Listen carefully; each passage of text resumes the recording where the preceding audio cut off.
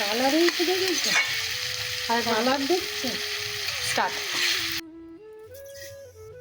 নমস্কার সকলকে, গানওয়ালার পেজে আপনাদের সকলকে স্বাগত জানাই।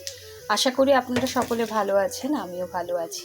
আজকে আবার একটা রেসিপি ভিডিও নিয়ে আপনাদের সামনে হাজির হলাম। মা আজকে বানাবে ইঁচড় দিয়ে মাংস, মুরগির মাংস। তো মা এই রান্নাটা কিভাবে করে সেটা একটু আপনাদের সঙ্গে শেয়ার করব। মা প্রথমে কড়াতে দিয়ে দিয়েছে সাদা তেল, তারপরে মা কি ফোড়ন দিলে বলো? জিরে ফোড়ন দিচ্ছি, হুম, এবার আমি শুকনো লঙ্কা তেজপাতা দেবো।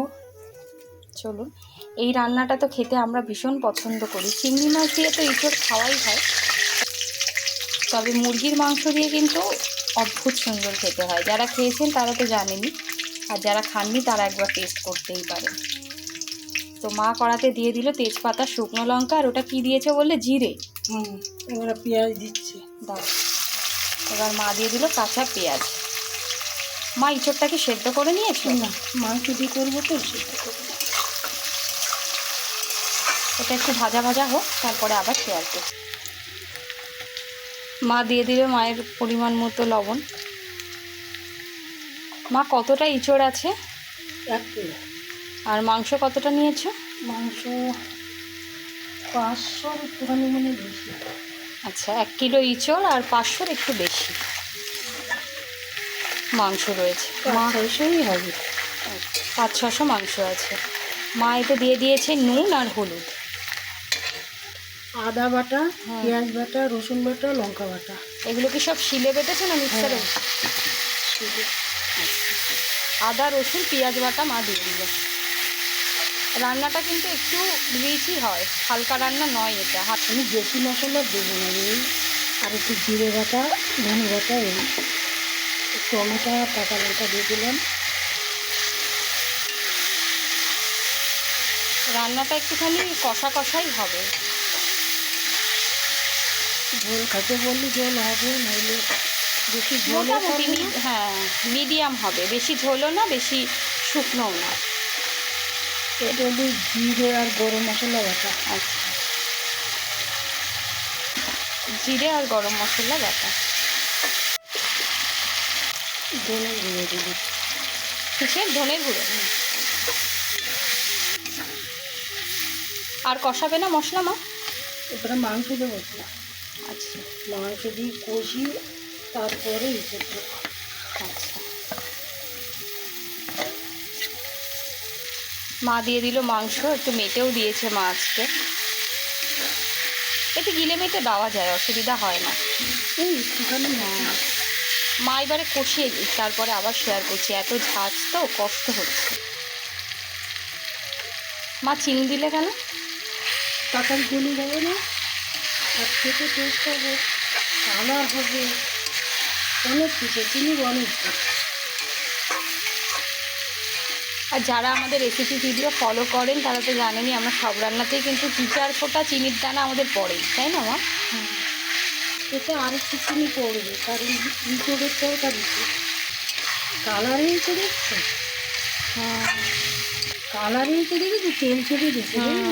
ফোনেও বোঝা যাচ্ছে। এবারে পড়বে আলু। আলু ছাড়া তো সম্ভবই নয়। আগে আমি একাই খুব ভালো খেতাম, এখন অতটা ভালো খাই না, কিন্তু এই ইঁচড়ের এই আলু কোনো কথা না, কারণ তুমি ওই আলুটা ভালো খাও। ইঁচড়ের এই আলুটাই কোনো কথা হবে না। আলুটা কিন্তু কাঁচা, সেদ্ধ করা না, ভাজাও না। কোনো কিছু সিদ্ধ করে না, সব কাঁচা। কাঁচার মজাই আলাদা যদি রান্না করতে পারো। পাকা হাতে কাঁচাই ভালো লাগে, কাঁচা হাতে আবার পাকিয়ে নিয়ে করাই ভালো। দুটো কাঁচা দুটো পাকা হবে না, যে কোনো একটা কাঁচা একটা পাকা হতে হবে। যদি রাঁধুনি কাঁচা হয় তাহলে সব কিছু পাকিয়ে নিয়ে রান্না করাই ভালো, আর যদি রাঁধুনি পাকা হয় তাহলে সব কিছু কাঁচা রান্না করাই ভালো। আমার মা ধৈর্য কম, ঢেলে দিল একসঙ্গে।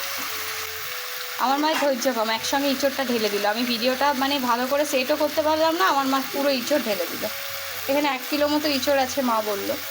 1 কিলো মতো না, 1 কিলো 100। ও 1 কিলো মতো না, 1 কিলো 100 ইঁচড় আছে। এইটা ও তো কাটি কুটি বাদ গেছে আরও। হ্যাঁ, এই ইঁচড় দিয়ে মাংস আমার দিদার বাড়িতে যে ইঁচড় হতো সেই ইঁচড়ের মতো টেস্ট হয় না, এখন আমরা বাজার থেকে কিনে নিয়ে আসি।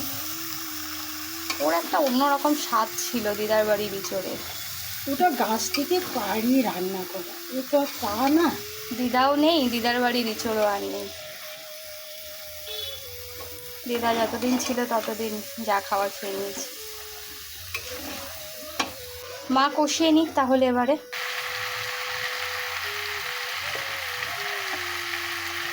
এটা আমি এখন দিচ্ছি কারণ ঝাঁজ হবে যদি তুমি হাঁচে দেবে, ওই জন্যই এখন। মা দিয়ে দিল লঙ্কার গুঁড়ো। মোটামুটি মা খানিকটা কষিয়ে নিয়েছে, কষানোর পরে এইরকম লাগছে দেখতে।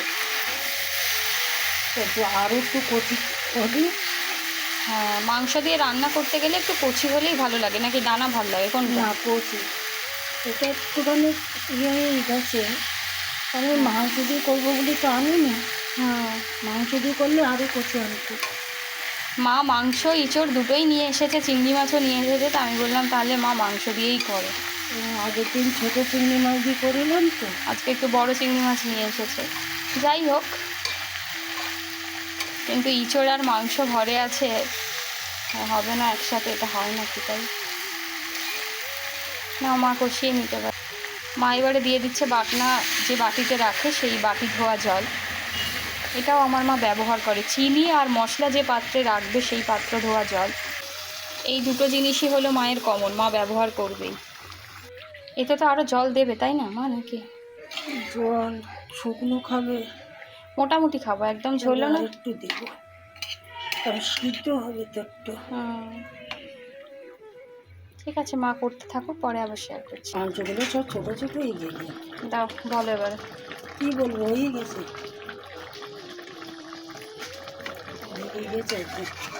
ইঁচড়ে কিন্তু মাংসের সাইজ মোটামুটি ছোটই হয়, বড় হলে খুব একটা ভালো লাগে না খেতে। খুব কম রান্না করো এই আর কি, আর কত বড় হবে?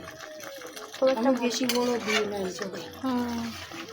হয়ে গেছে, গন্ধটাও ভালো বেরিয়েছে। গোলমরিচ দিয়েছো মা?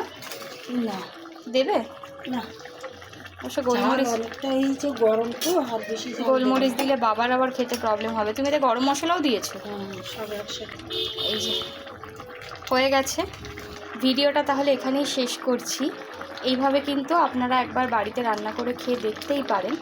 যদি ভিডিওটা ভালো লাগে তাহলে অবশ্যই লাইক, কমেন্ট, শেয়ার করবেন। সকলে খুব ভালো থাকবেন, সুস্থ থাকবেন, সচেতন থাকবেন। দেখা হবে আবার একটা অন্য ভিডিও নিয়ে।